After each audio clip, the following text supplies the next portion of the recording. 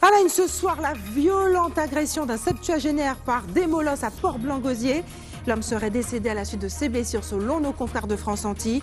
Vous entendrez les témoignages de personnes qui ont assisté impuissantes à la scène. Sargasses, la bataille ne fait que commencer.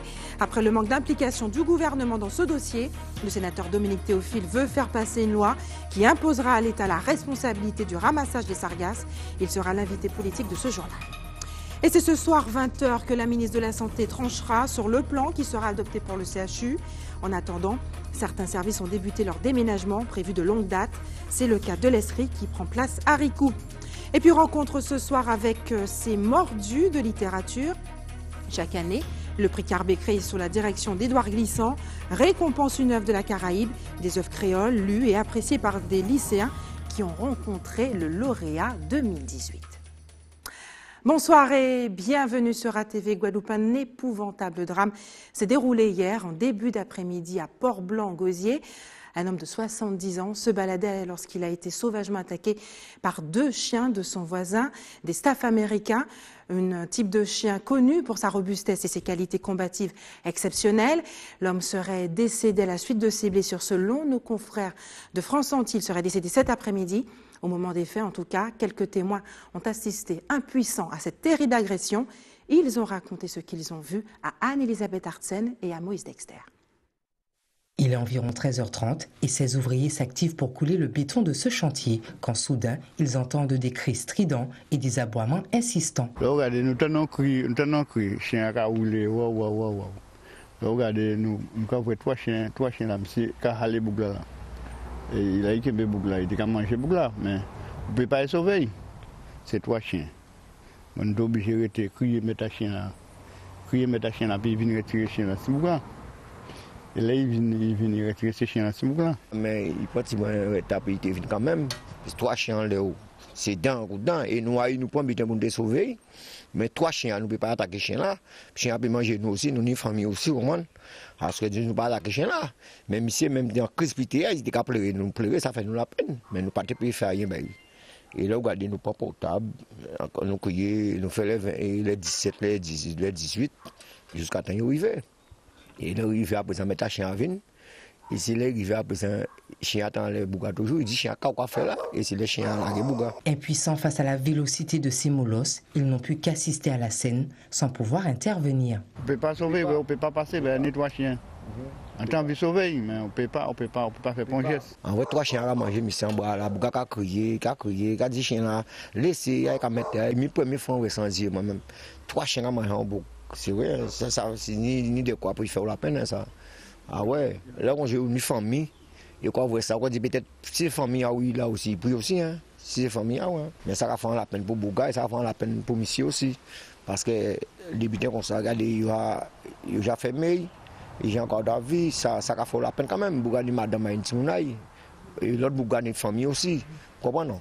Ça a obligé de faire la peine tout partout. Blessé à la tête, aux membres inférieurs et supérieurs, l'homme âgé de 70 ans a été pris en charge par l'équipe du SMUR et conduit en milieu hospitalier.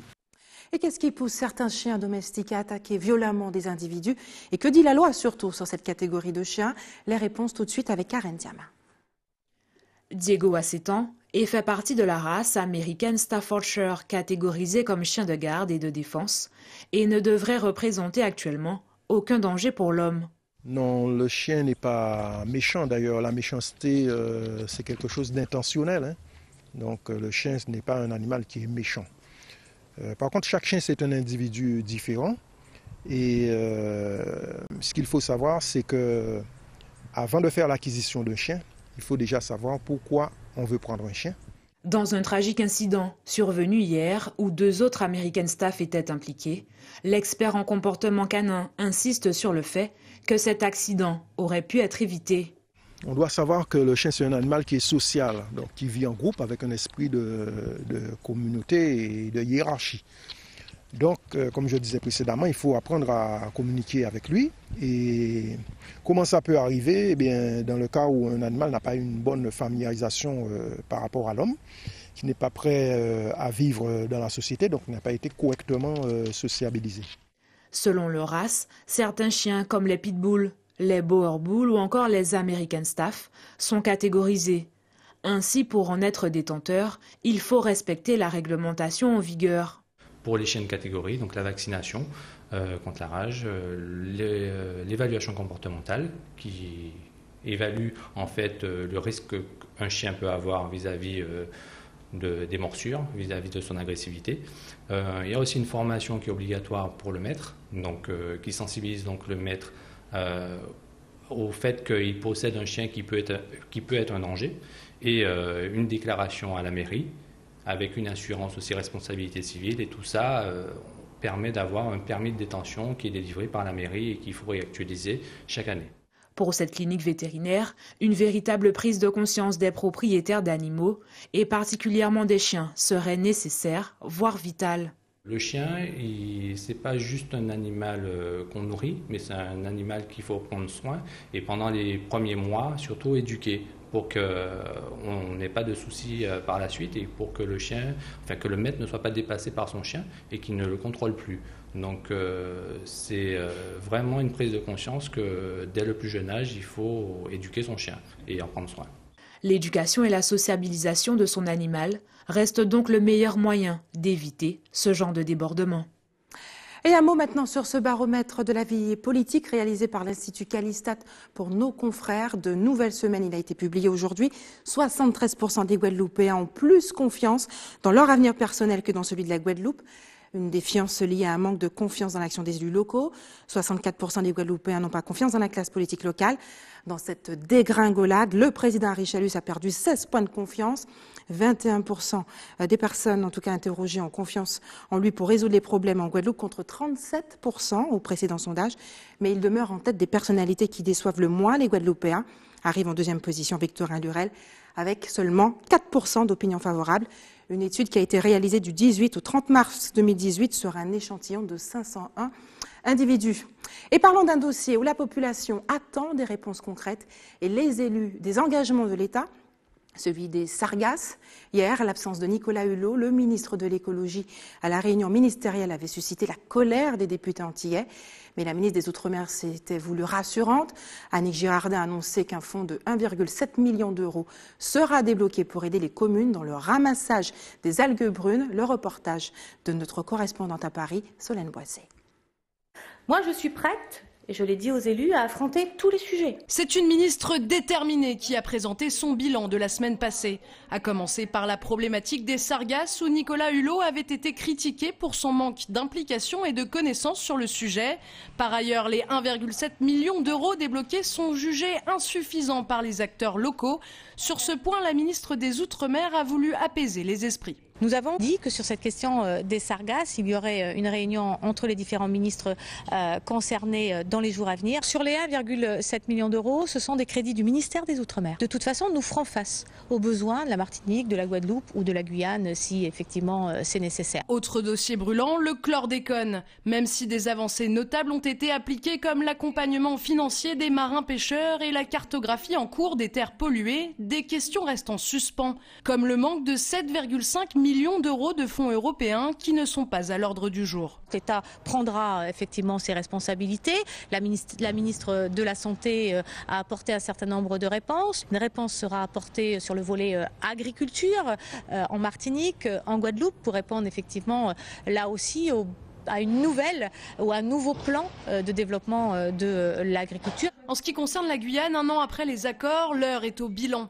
La ministre se félicite de la mise en place de 80% des mesures d'urgence, mais toujours du côté des finances, aucune annonce sur les 2,1 milliards d'euros supplémentaires octroyés. Dans les dernières heures de la négociation, un certain nombre de projets ont été jetés sur papier parce que chacun avait envie effectivement d'y retrouver un certain nombre de projets, mais pas toujours suffisamment mesurés, pas toujours suffisamment finalisés. Vous savez, par exemple, c'est des ports. Un port à Saint-Laurent-du-Maroni, ça suffit pas d'écrire un port à Saint-Laurent-du-Maroni. Ça nécessite qu'on réfléchisse. La ministre se rendra en Guyane avant la première quinzaine de juin. Par ailleurs, un colloque sera organisé du 16 au 19 octobre prochain en Martinique et en Guadeloupe pour faire l'état des lieux des avancées sur le chlordécone. Et sur cette guerre de la responsabilité des algues brunes ne fait que commencer. Le sénateur Dominique Théophile a déposé une proposition de loi sur la prolifération des sargasses. Elle prévoit d'imposer à l'État la responsabilité du ramassage de ces algues brunes, donc son financement. Monsieur le sénateur, bonsoir. Bonsoir. Merci d'avoir accepté notre invitation ce soir. Le recours législatif est-il devenu le seul moyen pour obliger l'État à mettre la main à la poche? Ça apparaît maintenant l'ultime moyen, puisque chaque année depuis 2011, nous réclamons l'état de catastrophe naturelle et on nous envoie sur des procédures juridiques, assurantielles, la prévisibilité du phénomène, bref. Donc il faut passer à une vitesse supérieure et à considérer qu'une proposition de PPL doit être déposée pour faire en sorte que les végétaux marins, au-delà des sargasses, mais des varèches, bref, tous les végétaux marins qui vivent au large, quand ils échouent sur le rivage, ne serait pas la compétence du bloc communal, mais bien sûr la compétence de l'État, dans le cadre aussi... Ce que votre loi propose justement, c'est que l'État se charge de ramasser ces algues brunes en mer bien avant qu'elles arrivent sur nos côtes. Bien sûr, c'est la seule solution viable aujourd'hui, c'est le ramassage en mer. Mais dès lors qu'il y aurait échouage, ce serait une défaillance de l'État et donc par conséquent, l'accessoire doit suivre le principal et c'est l'État qui doit mobiliser l'armée, qui doit mobiliser toutes les forces pour pouvoir opérer au ramassage. Parce que c'est un moyen qui concerne non seulement l'écologie, l'environnement, bref, mais aussi la santé. Et tous ces domaines-là sont du domaine de l'État. Donc il faut que l'État puisse prendre les dispositions dans le cadre d'une coopération internationale, puisqu'on sait d'où viennent les sargasses, c'est dans les côtes du Brésil.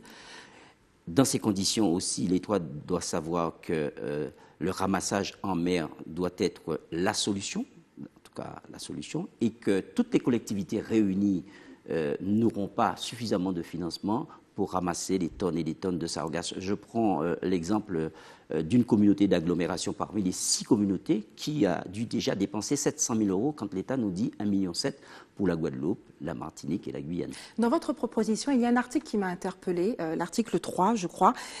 Vous proposez la création d'une taxe pour dédommager l'État sur ces frais qui seront avancés. Qui va payer cette taxe? En fait, c'est la mécanique législative. Quand il s'agit d'une proposition de loi qui fait appel à du financement supplémentaire, l'article 40, donc on va utiliser le 557, le 557A, c'est technique. Donc c'est une taxe additionnelle, puisqu'il va falloir financer tout ça, une taxe additionnelle. Donc, et qui paiera l'addition? Le tabac, bref, c'est à l'État de pouvoir trouver des sources de financement pour cela. Mais dès lors que la proposition de loi fait appel à ces articles-là, c'est l'État qui doit mettre la main à la poche. Et c'est là toute la difficulté et qu'il faudra une mobilisation de tous les parlementaires des territoires d'outre-mer touchés, mais aussi une ramification au niveau du national et que les maires qui sont concernés, les élus guadeloupéens doivent faire front pour que cette proposition, une fois que la niche parlementaire sera réunie, je prévois à fin septembre, que nous puissions monter au créneau et revendiquer. Nous ne pourrons pas. Aujourd'hui, Capesterre de Marie-Galante, c'est une commune sinistrée. Capesterre de Marie-Galante n'a pas d'économie. Et on va vivre bientôt un festival où les déplacements de population sont supérieurs à la population marie-galantaise. Il y a une commune qui sera en rade. Les hôtels sont fermés. Et cette prévisibilité, justement, chaque année, nous avons les algues sargasses. On a prévu pour d'ici le week-end des tonnes et des tonnes. Donc, par conséquent, c'est une responsabilité qui dépasse la responsabilité de la collectivité communale, de la communauté d'agglomération. Dominique Théophile, un autre sujet, puisqu'il y en a énormément en ce moment sur le dossier des ministères.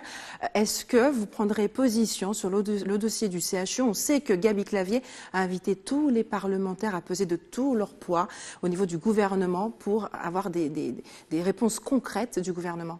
Nous n'avons pas besoin d'être invités par Gaby Clavier pour peser, puisque nous avons, dès le début, je pense que tous les parlementaires réunis, que ce soit sénateurs ou députés, nous avons procédé à une partition là-dessus. Et nous suivons de pas à pas, en tout cas tous les parlementaires de Guadeloupe. Vous suivez le dossier, mais on a le sentiment que les élus ont du mal à obtenir des réponses concrètes du gouvernement. Ce n'est pas l'élu qui va décider d'une orientation technique. L'élu va s'appuyer sur ce qu'on appelle ceux qui savent, les sachants en domaine. Moi, personnellement, je ne vais pas décider de délocaliser ou pas délocaliser. Je vais m'appuyer sur l'expertise, puisque faut chacun dans son rôle, chacun dans son domaine. Il ne faut pas mélanger. Chaque fois que nous avons mélangé les choses, on perd du temps dans le pays. Il y a des spécialistes pour cela, éparses, venus là ou là, ici en local, qui vont nous dire la meilleure solution. Et la meilleure solution, nous devons la prendre rapidement. C'est ça, la rapidité et l'efficacité. Ce que nous demandons en tant qu'élus, c'est d'avoir une sécurisation et une continuité du système de santé, et puis qu'il y ait aussi ce qu'on appelle préserver, ce qu'on appelle le dialogue social dans tout cela, et faire en sorte que l'hôpital fonctionne. Parce que le taux de fuite est trop important. Nous sommes, et là nous avons sanctuarisé le financement du nouvel hôpital, puisque l'argent est là, les travaux ont commencé. Il faut une prévisibilité là-dessus d'environ 5 années pour pouvoir réceptionner les travaux. Entre maintenant et 5 ans, il y a des gens qui seront malades, il y a des gens qui sont malades, et donc nous devons les soigner. Et donc il faut faire en sorte que cette sécurité sanitaire qui devrait être au poste de commande et partout sur le territoire. Concernant les gros dossiers brûlants qui concernent nos départements, je pense également à la problématique du chlordécone, est-ce que vous n'avez pas le sentiment que ces dossiers traînent pour avoir des réponses? L'État vient d'admettre qu'il relancera le projet Madi-Prostate pour évaluer la causalité entre le chlordécone et les cas de prostate en Martinique. Celui de la Guadeloupe a déjà été livré depuis 2010. Est-ce qu'on n'est pas en train de gagner du temps et est-ce que finalement il ne faudra pas attendre d'avoir 2022 pour avoir des réponses sur ce dossier? Pas du tout, et d'ailleurs, c'est ce que nous avons... Vous êtes satisfait des réponses de la ministre de la Santé? Pas du tout, mais ce n'est pas un phénomène. Le chlordécone, ça date des années, plus de 10 ans. Je veux dire, le gouvernement qui est là, l'État n'a pas réglé le problème. Mais entre l'État et le gouvernement, c'est quelque chose d'éphémère, ça va durer un temps, mais l'État, c'est tout le temps. Ce gouvernement, nous lui disons, nous n'allons pas faire, surtout, il ne faut pas faire ce qui a été fait, il ne faut pas traîner dessus. Il faut accentuer la recherche fondamentale. Ça fait 1 an. Il faut accentuer la recherche fondamentale, il faut aller très vite. Il faut faire en sorte que les conclusions des études d'expertise qui ont été faites sur Caroui prostate et puis Canaries, les études Canaries, puissent véritablement servir à quelque chose. Et troisième chose, il faut mettre les moyens pour indemniser ceux qui subissent des préjudices sur cela. Et je pense qu'il faut aussi contrôler les circuits de production, d'alimentation et des produits qui arrivent ici, informels surtout. Donc, il faut un plan d'action Marshall puisque ça a trop duré. Donc, c'est pour cela que nous sommes mobilisés et au ministère, nous étions tous d'accord pour dire que, pour l'instant, c'est insuffisant. Dominique Théophile, merci d'avoir accepté de répondre à nos questions ce soir. C'est d'ailleurs ce soir à 20h que la ministre de la Santé tranchera sur le plan qui sera adopté au CHU. Nous le saurons dans quelques heures, dans 1 heure. Délocalisation partielle ou totale, nous le saurons tout à l'heure. En attendant, certains services ont déjà débuté leur déménagement qui était prévu de longue date. C'est le cas de l'ESRI qui prend place progressivement à Ricou. Le reportage est signé Anne-Elisabeth Artsen et Moïse Dexter. Après le matériel, c'est au tour de ces patients de quitter le CHU. Pour ce transfert qui a débuté aux alentours de 7h30, 5 ambulances ont été réquisitionnées ainsi qu'une partie du personnel de ce service. On prépare les malades, on prépare administrativement le transfert, on met tout sur papier. Nous avons transféré 14 patients. On a réfléchi à l'ordre pour ne pas mélanger les patients qui sont BMR par rapport aux patients qui pouvaient voyager tranquillement. Et il y a une équipe ici qui les prépare et il y a une équipe là-bas qui les reçoit. Avec les services organisés pour savoir comment ça va se passer. Maintenant, on a décidé la date d'aujourd'hui. On a commencé très tôt pour faire des rotations de 3 transports chaque ambulance. On a mobilisé une dizaine de personnels. Avec chaque ambulance, ça fait 2 par ambulance, ça fait 10. Après ces quelques minutes de trajet, les patients arrivent à Palais-Royal pour continuer leur suivi médical dans leur nouvelle chambre. On avait un déménagement qui était programmé depuis des années, qui a été repoussé par l'incendie du CHU. Nous avons dû revoir toute notre stratégie de déploiement du service et en fait on aboutit après un long périple à ce déménagement aujourd'hui. Nous avons quasiment terminé les transferts. Donc ça se passe pas trop mal. Le plus dur va commencer maintenant parce qu'on doit arriver sur un nouveau site et gérer la logistique et les examens, rassurer les familles, rassurer les patients même. Donc c'est pas tout à fait évident. Nous avons préparé notre arrivée. Il faut savoir que dès le départ, dans le projet même de construction du CHGR, nous avions travaillé avec l'équipe du CHGR pour pouvoir adapter nos locaux à nos patients. Donc nous avons travaillé sur les pratiques bien en amont pour être prêts le jour J. 14 patients du CHU ont donc été transférés à Palais-Royal ce matin, tandis que d'autres sont encore hospitalisés à Ricoux, obligeant pour l'instant le personnel à travailler conjointement sur les 2 sites du CHU et de Palais-Royal. Et puis, autre événement majeur dans le domaine de la santé, ce samedi, le centre hospitalier Sainte-Marie de Grandbourg de Marie-Galante procédera à l'inauguration du scanner médical de Lille, en présence notamment de la directrice générale de l'ARS. Pour nous en parler ce soir, la directrice du centre hospitalier est avec nous ce soir. Renée Tasselbonne, bonsoir. Bonsoir. Merci d'avoir accepté notre invitation ce soir. Dites-nous en quoi ce scanner va changer la vie des patients marie-galantais. Bonsoir à vous, bonsoir aux téléspectateurs de la Guadeloupe. Un scanner est installé à Marie-Galante, en France ou ailleurs, reste une aide technique à la décision thérapeutique. S'agissant de Marie-Galante, notre objectif principal, c'est de réduire le nombre de transferts sanitaires. C'est également de participer à la réduction des dépenses de santé, puisque vous savez, quand un patient arrive aux urgences de Marie-Galante, il est évacué parce que le diagnostic n'est pas fin. On l'emmène sur Pointe-à-Pitre ou sur un autre plateau technique. Et assez souvent, il revient sur Marie-Galante dans les 3-4 heures après.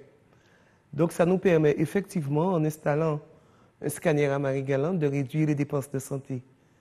Mais permettez-moi également de dire que c'est le 5e scanner de la Guadeloupe installée à Marie-Galante.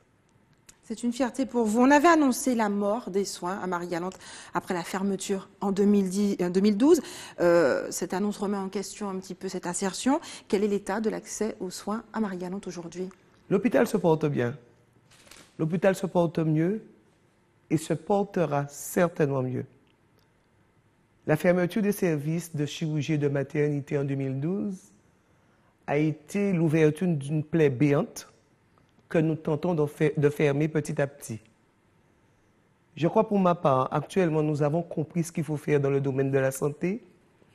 C'est pourquoi depuis 2014, nous avons un outil de prévention et de promotion de la santé qui s'appelle un bus santé.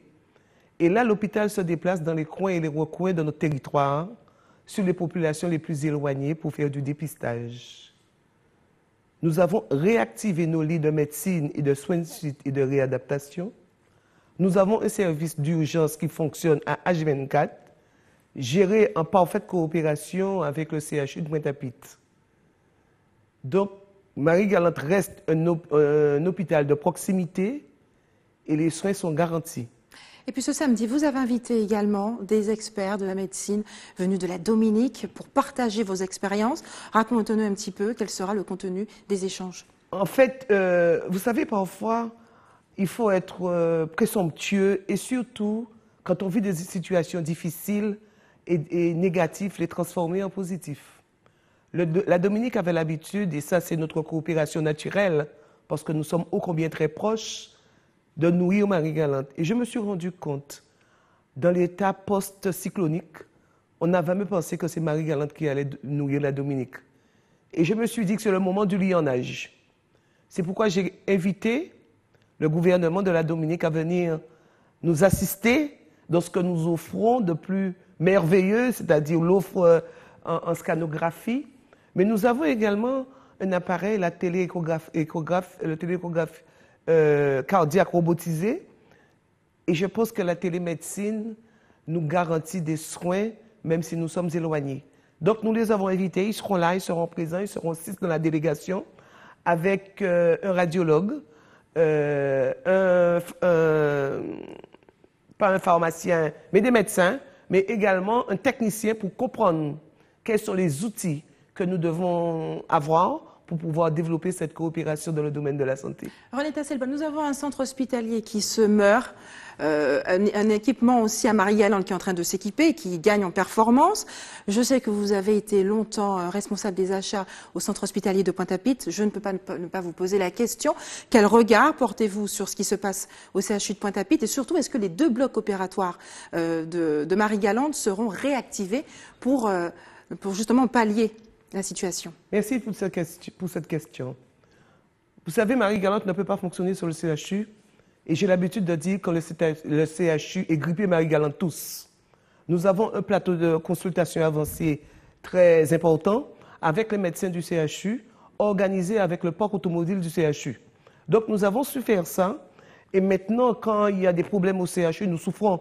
Ça nous arrive d'évacuer de malades, de patients de notre urgence, ne pas savoir où est-ce qu'ils ont été accueillis, parce qu'effectivement, actuellement, nous connaissons que nous vivons une crise sanitaire, il faut le dire. Maintenant, qu'est-ce que nous pouvons offrir au CHU? Premièrement, j'ai également l'occasion de vous le dire, rapidement, nous avions mis en place l'accueil des étudiants en soins infirmiers. Donc, nous avons reçu 30, et aujourd'hui, nous avons 18 sur place. Malgré les difficultés d'accueil, nous avons fait rapidement pour les accueillir, parce que nous savons qu'il ne faut pas jouer avec la formation des hommes.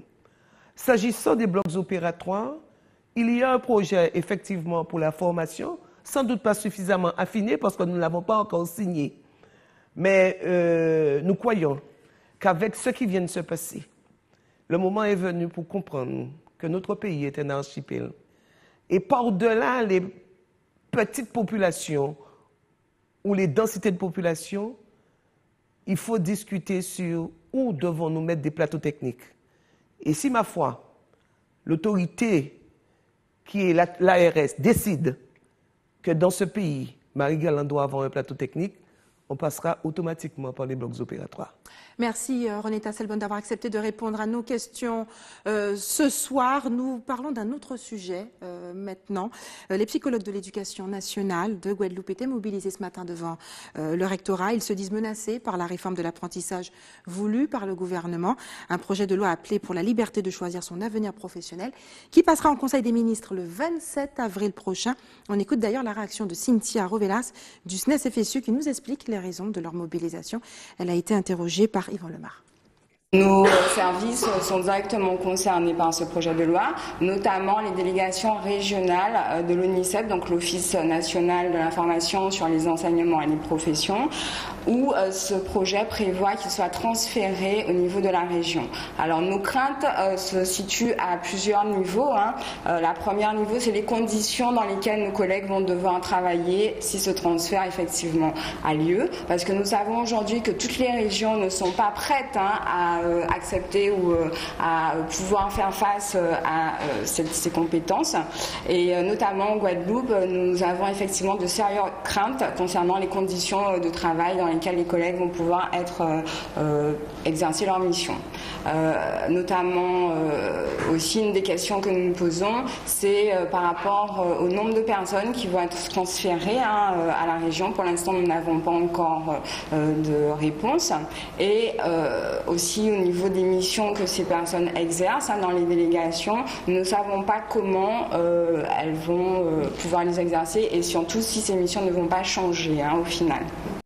Et restez sur ATV Guadeloupe dans quelques minutes. Découverte du monde fait de bois de Didier Métézo, un Guyanais qui crée avec ce matériau naturel des décors créoles. Et puis nous assisterons à la rencontre entre le lauréat du prix Carbet et ses juges, c'est-à-dire les lycéens.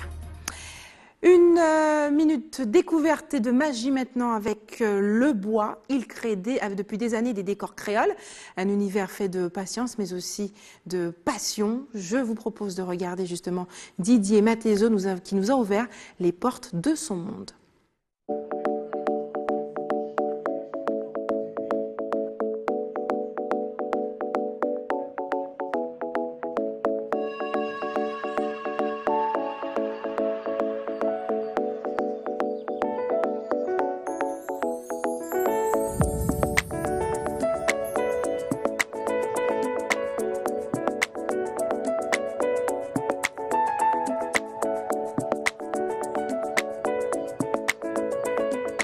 je fais des reconstitutions des maisons créoles en particulier, puisque c'est là que je suis, et j'essaie de remettre en valeur le patrimoine. Pratiquement les mêmes matériaux que l'original. Là où il y a du bois, je mets du bois. Quand c'est des torchis en plate, du fer, les tôles, les vraies tôles rouillées, tout ce que je peux mettre à l'identique. Oui, pareil, comme je suis quand même sur le souci d'être plus proche de la réalité, je fais des recherches sur les costumes, les tenues, les couleurs. Quand il y a un cabriolet, je fais des recherches sur comment c'était fabriqué. Il faut que je sois au plus proche de la vérité.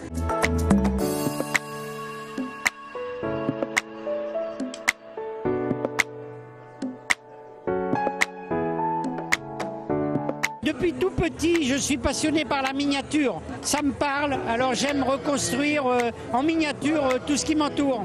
La pièce la plus difficile, oh là là, je crois que le cabriolet là, il a été assez sympa à faire.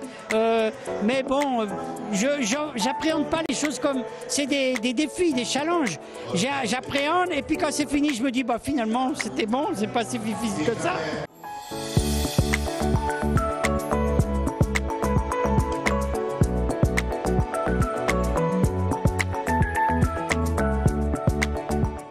Et chaque année, le prix Carbet, créé sous la direction de l'écrivain Édouard Glissant, récompense une œuvre de la Caraïbe, des œuvres créoles, lues et appréciées par des lycéens. Un délice pour ces mordus de littérature qui ont pu échanger aujourd'hui avec le lauréat de cette année, des échanges auxquels ont pu assister Yvon Lemar.